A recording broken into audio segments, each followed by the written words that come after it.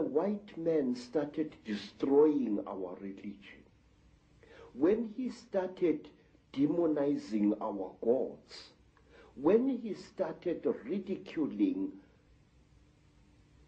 what we believed in and actually using educated Africans to destroy that ancient African religion, in many parts of Africa, say, our ancient religion went underground.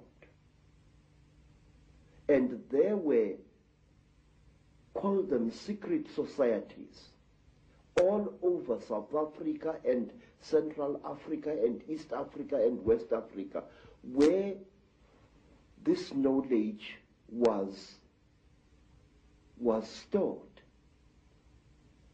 and kept by aging guardians,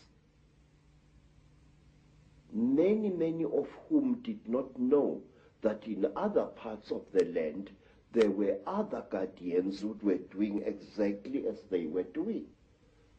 Missionaries had told us as children that the only light came to Africa with white people, that before the white man came, we black people had no idea about God. We had no belief in a life after death, and that our people were just a race of savages who used to lie around in the sun, womanize, fight, and drink beer every day. I was suddenly awakened to the fact that Africans had in fact been far greater intellectually than the missionaries were willing to give them credit for. That like the white man, we had astrology, astronomy, we had surgery. In fact, I found that Zulu surgeons in the early years of the 19th century and the 18th century and even beyond could perform operations which white surgeons were not capable of operating. Why, Credo, have you chosen to reveal this knowledge now to a much wider audience? Mr. David, please, Africa is dying. Africa, is being murdered.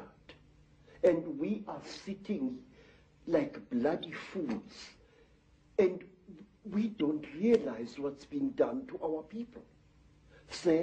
I have proof that can stand in any true court of law that the disease called AIDS is a man-made disease. And this disease is going to kill 3/4 of South Africa's black people within the next 10 years. There are wars in Africa which make no sense to me as a black man.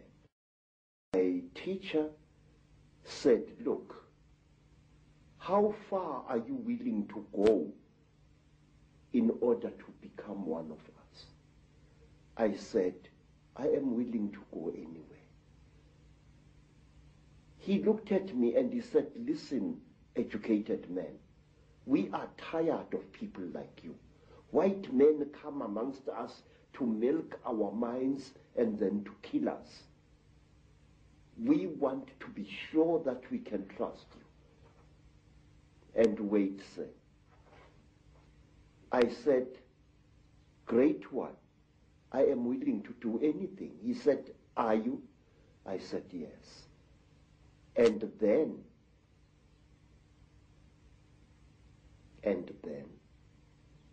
they went into a graveyard, and from there they removed the hand of a corpse, dead 2 days, and they brought it and they challenged me to cook it and eat it. I did so. And these were the peoples who first told me about a race of highly intelligent beings which they called the Chitauri, the talkers, a race of creatures which look like reptiles, who have ruled the world for hundreds, if not thousands of years. Through this dreadful act, I was able to gain knowledge which was denied to even the highest Sangomas, because they would not go through the ritual I went to. This is how secret knowledge is protected in Africa. There was once a time when the blue sky was invisible, when the whole world was covered with mist, when you could not see the sun as it is now.